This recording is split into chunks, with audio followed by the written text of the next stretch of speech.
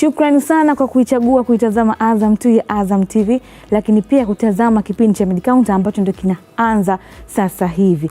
Kufuatana nami Dafrosa Prosper kwa siku hii ya leo uweze kufahamu ni nini hasa ambacho nimekuandalia kwa siku hii ya leo.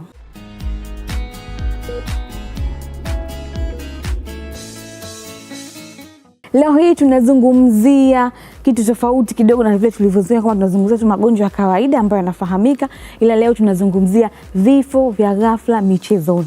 Na kwa kuzungumzia mada hii tutakuwa na Dr. Mwanandi Mwankemwa, yeye ni daktari wa mambo ya wanamichezo. Atakuja kutuambia nini kinasababisha mwanamichezo kufariki ghafla akiwa uwanjani, lakini pia endapo hali hiyo itatokea ni nini cha kufanya kama huduma ya kwanza.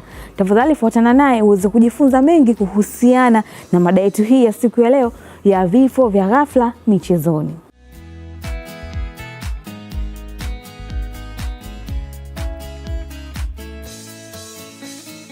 Kitu cha kwanza tunataka tufahamu, pamoja na faida kubwa wanadamu anaipata katika kufanya mazoezi, hivi vifo vya ghafla hutokea wakati au muda mfupi baada ya mazoezi, na pindi vifo vya ghafla vinapotokea huwa vinaleta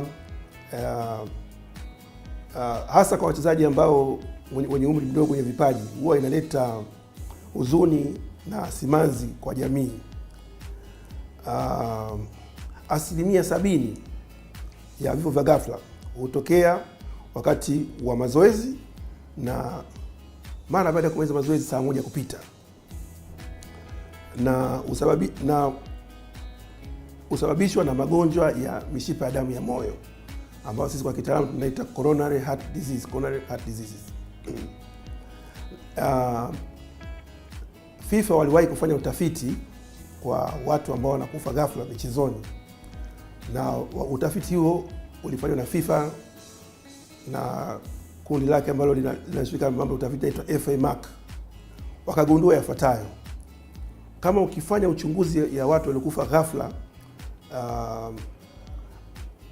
utakuta kwamba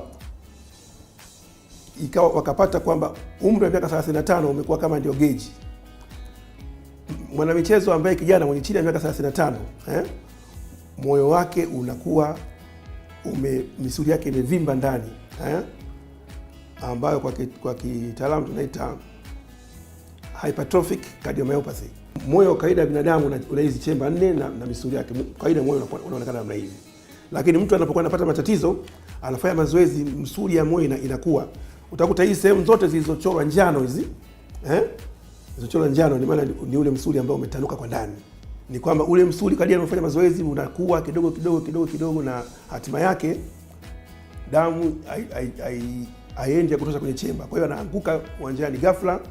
Kwa hiyo kusema kabisa kwamba nini kinasababisha, uweze kusema, lakini kitu ambacho kinajitokeza kidogo mpaka ule msuli wa moyo unakuwa.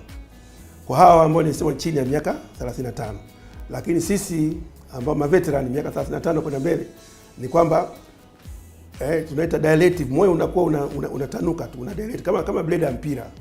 Kwa hiyo katika uchunguzi unaofanyika baada ya kifo kutokea, inatokea moyo wake uko mpana. Kuna visababishi vinavyosababisha matatizo haya ya vifo vya ghafla. Kitu cha kwanza utakuta familia yenye mgonjwa mwenye magonjwa ya mishipa ya damu ambayo kwa kitaalamu inaitwa coronary disease, na kuna watu ambao wana cholesterol, kwa jina Kiswahili wanasema lehemu nyingi katika mishipa ya damu, cholesterol au mafuta mengi katika mishipa ya damu. Labda naweza kusema tu principle, kama mtangazaji, wewe nyumbani unafanya kazi ya garden, una mpira wako kumwagia maji, ule mpira ukiubana zaidi, ukiwa nafasi ndogo, maji yanakwenda kwa kasi sana, na ukiuachia maji yanakwenda taratibu. Vivyo hivyo katika mishipa ya damu, kama lehemu ikiwa nyingi, inasababisha mshipa wa damu unakuwa mdogo, kwa hiyo damu inapita kwa kasi, ndio shinikizo la damu au hypertension. Na vile vile kisababishi kingine ni uvutaji wa sigara, ugonjwa wa kisukari, na vile vile kuna watu hawapendi kujihusisha na kazi, hawafanyi kazi, amekaa tu, hata akitaka kwenda kutoka tu hapa Azam TV mpaka Lilini atakupanda daladala. Kwa hiyo mwili umeshakuwa flabby, anaweza kupata sudden death. Na matatizo haya ya vifo vya michezo, tafiti zilizofanyika yanaonekana kwamba wanaume wanapata wengi zaidi kuliko wanawake. Na pia vile vile wakina mama ambao wameshamaliza damu zao za hedhi miaka 40-45 kwenda mbele, au kwa kitabu cha post menopause, nao pia vile vile hupata tatizo hili la sudden death. Vile vile kuna watoto ambao wanazaliwa na ugonjwa wa moyo. Sisi tunasema congenital heart diseases. Anatoka amezaliwa ana tatizo la moyo, na wao wanaweza kupata tatizo hilo. Na wakati mwingine kuna tatizo lingine la ajali. Sisi kwenye michezo ajali inaweza kutokea kwenye michezo vile vile. Mpira unaweza kumpiga mchezaji kwenye sehemu ya moyo. Unafahamu moyo unafanya kazi kama circuit ya umeme.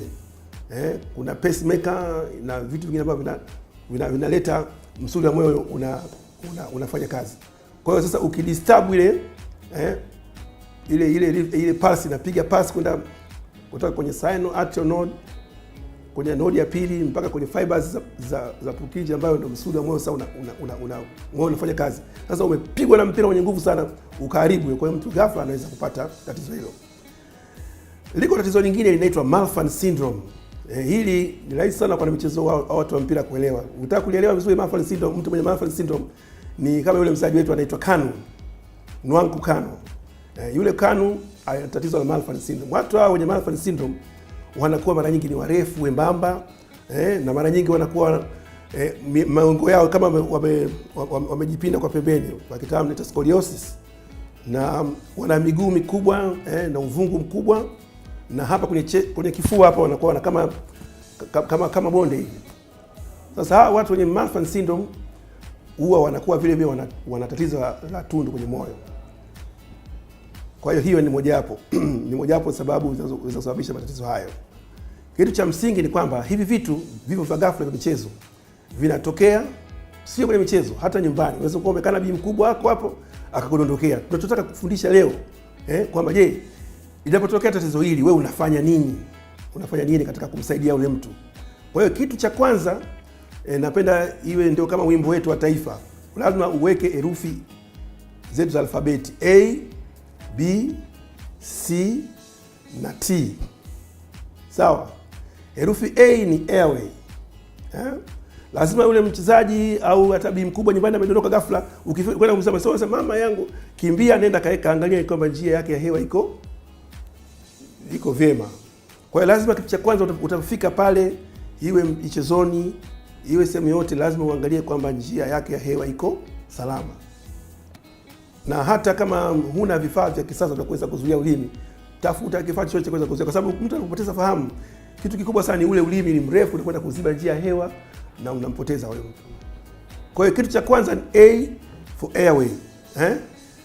B, herufi yetu ya pili ni breathing. Je, anapumua? Mtizame anapumua. Kama hapumui, unatakiwa ufanye, una kifaa lakini ufanye mouth to mouth respiration, yani umpe pumzi yule mchezaji.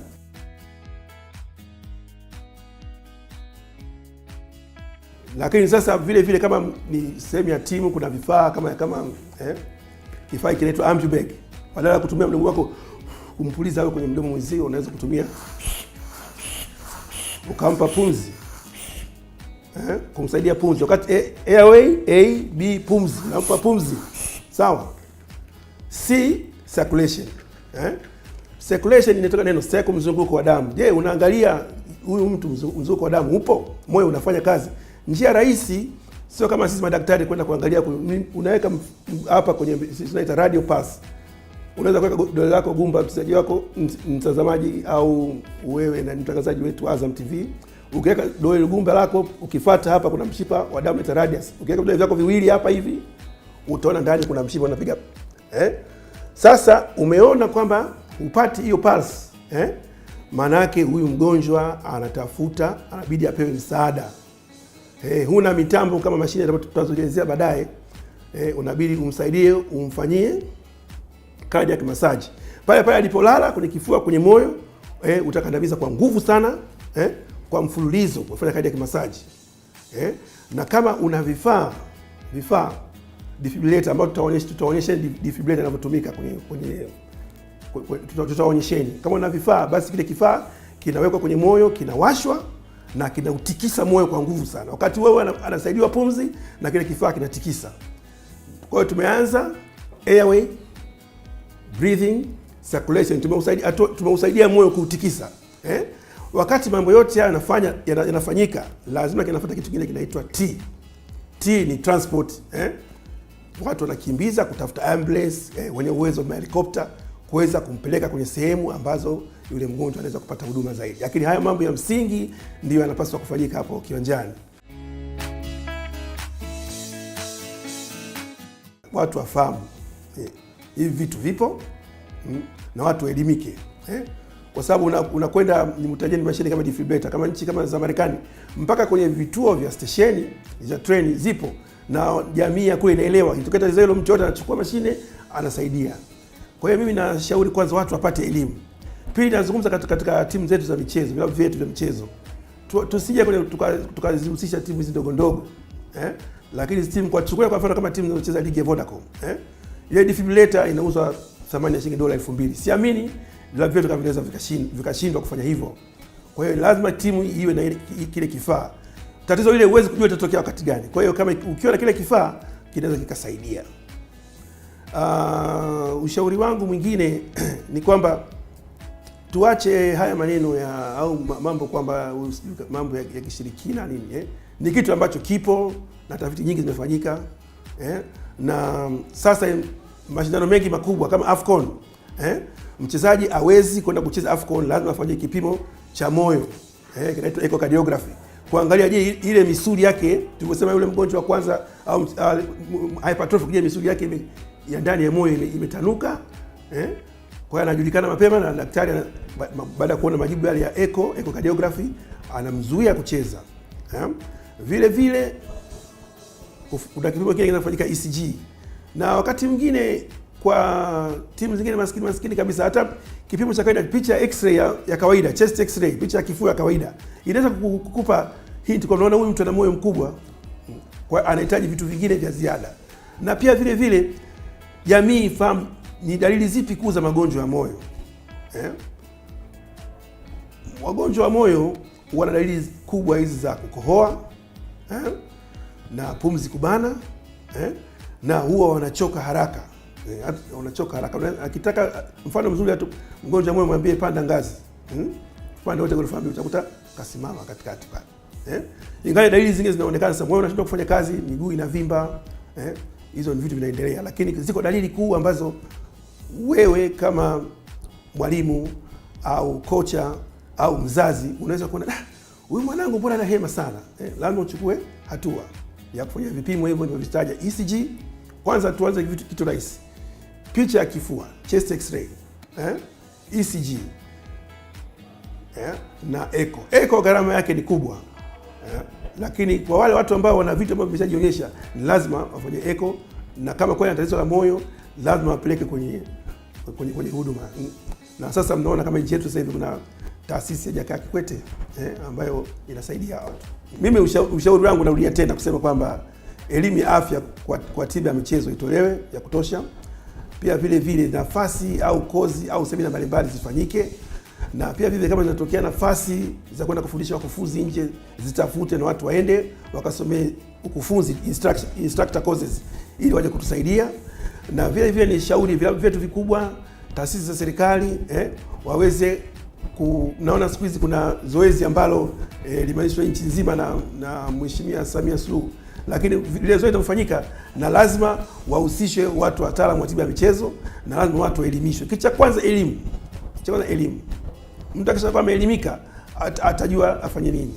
Hivi mambo ya vifaa vingine baadaye. Kwa hiyo tunaona kuna vuguvugu nyingi kwenye manispaa, kwenye mikoa, lakini kuwepo kuna kipindi kabisa kinafundisha tiba kwa mwana michezo.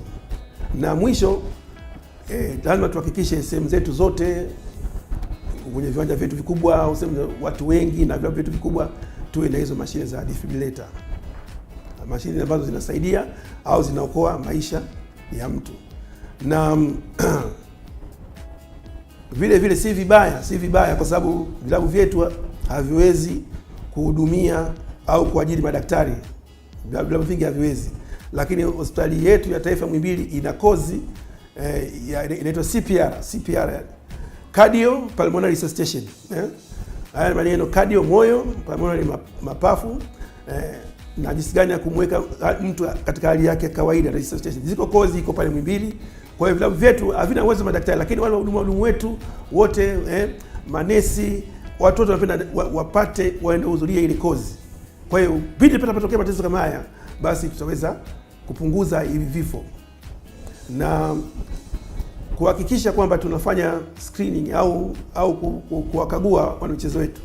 Ingawa kama nilivyosema kwamba ukaguzi mwingine unaweza kuwezekana kwa kujaza tu hizi form questionnaires, lakini vile vile utapata watu ambao wanastahili kupiga labda vipimo vya x-ray, utapata watu ambao wanatakiwa kupima zaidi vya echo. Na zile dalili kubwa za moyo zinajulikana, kwa hiyo na walimu nao wameshaelimika au mzazi ameshaelimika, atambia kwa daktari sasa, huyu mtoto wangu namuona kila anapolala usiku anakoroma sana, huyu mtoto wangu anachoka haraka, Kuna wengine sikunaweza kuzungumza, kuna dalili nyingine, mtu hivi vidole vinakuwa vinaonekana kama spade, so the finger clubbing. Nadhani tutaweza kutafuta picha yake tutaiweka, finger clubbing. Wagonjwa wengi wa moyo wana tatizo, vidole vyao vinakuwa kama spade mbele huko, finger clubbing. Kwa hiyo kama walimu wetu, jamii inajua kwamba hili sio tatizo la moyo, basi watamkimbiza kwenye uchunguzi. Kwa hiyo huo ndio ushauri wangu mkubwa, kwamba hivi vitu vinatokea, lakini tujaribu kuvipunguza na tutilie manani emergency. Isitokee tatizo tukaanza kulaumu. Sisi je, tumejipanga vipi kwenye viwanja vyetu? Tumejipanga vipi? Tumeelimisha watu wangapi? Au sisi kama chama tumeshafanya kozi ngapi? Maana vitu vyote tunatakiwa tusaidiwe na sisi tujisaidie. Sasa hivi ukisema kwamba wanachama wetu walipie gharama za masomo, utakuta wajitokeza 2 3, kozi zinashindwa. Kwa hiyo kitu cha msingi ni kupata support kutoka kwa serikali, support kwa mashirika makubwa kama chama cha mpira barani Afrika CAF na FIFA, ambao wao wana nguvu kidogo, wanaweza kuleta mwalimu au wanaweza kumchukua mtu ambaye anaenda kufundishwa nje kama instructor na kuja kusaidia wenzake kufundisha.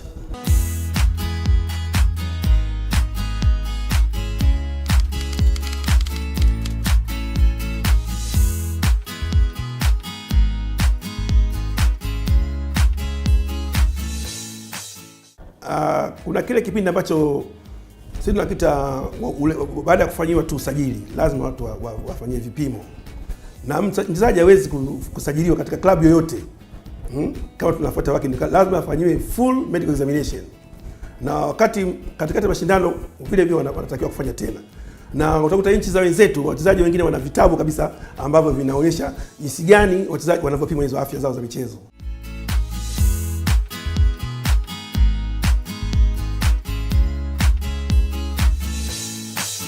Leo tutazungumzia kuhusu BP mashine na namna ya kumpima mgonjwa. BP mashine ni mashine ambayo imetengenezwa kitaalamu kwa ajili ya kupima mgonjwa, kujua mapigo yake yakoje, ili muwezeshe kujua kama yuko sawasawa au ana tatizo. Na katika BP mashine ziko za aina 2. Kuna manyo ambayo ndio hii hapa unaiona, alafu pia kuna digital hizi. Zote zinafanya kazi sawasawa. Kwa hiyo sasa hivi nataka nitumie hii manyo muone jinsi tunavyopima mapigo ya mgonjwa. Kabla ya kupima ni vizuri uhakikishe kwanza upate mshipa ule wa damu unapita wapi, ndio hapo unapoweza kuweka ile stethoscope yako upate yale mapigo yanavyokwenda. Kwa hiyo nikiangalia hivi hapa nimeshayapata. Kwa hiyo sasa nachukua hii mashine yangu, nafunga mkono wa mgonjwa vizuri ili niweze kumpima. Kwa hiyo sasa nimeshamaliza kumfunga mgonjwa hivi, huyu kidogo ni kumpa ndo mkono ukai sawa. Kwa hiyo nachukua hii stethoscope yangu, naweka masikioni, na kuja hapa napima ule mshipa yale mapigo ya moyo yanapita wapi. Nimeshayapata, naweka stethoscope yangu hapa, nashika hii, naanza kupampu ili nijue mapigo yake yanakwendaje.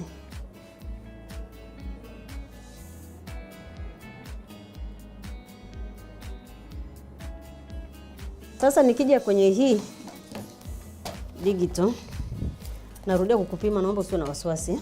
Sawa. Kaa hivi vizuri. Unamfunga hapa vizuri. Katika kufunga hii bomba hili lazima uhakikishe linalala kwenye yale mapigo ya mgonjwa ili uweze kupata vizuri hapa. Kwa hiyo nishamaliza kumfunga hivi na kuja kwenye mashine yangu hapa na seti.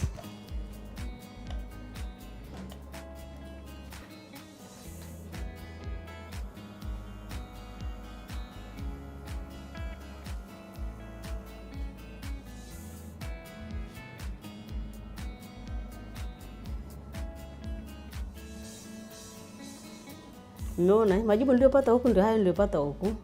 Huku ilikuwa 110, hapa iko 112, huku kwa 60 na huku ilikuwa kwa 61. Kwa hiyo ziko ni karibu sawa.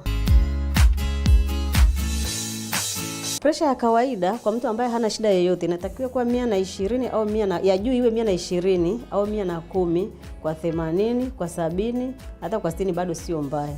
Lakini ya juu inapozidi 120 kaja kwenye 130 na 40 au mpaka 170 wengine, alafu ya chini ikawa 90 au 100 au 100 na ina maana huyu mgonjwa ana tatizo, anahitaji amuone daktari wa moyo ili aweze kumtibia.